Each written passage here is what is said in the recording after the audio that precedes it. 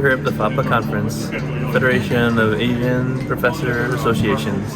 and I'm Doug Song. I'm not a professor, I'm not a student, I'm not an academic, but I'm a founder of companies, now an investor,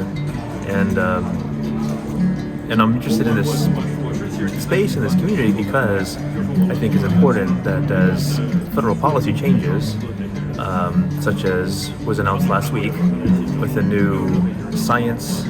a new golden age report by OSTP, or the Office of Science and Technology Policy, we need to make sure that our community of research and higher ed has a voice in how the research funding in this country is actually deployed. I think it's laudable that the federal government is trying to figure out new ways to get money out in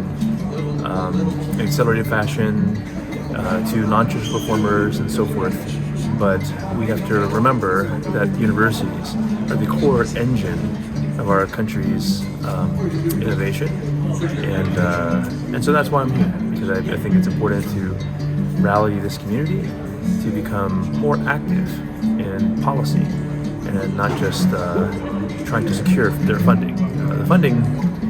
Congress's job is to do, and they've been helpful to make sure that NSF and NIH funding doesn't get slashed quite so much, but how that funding then actually gets deployed or administered is the job of this administration, and we need to make sure that's in a way that is supportive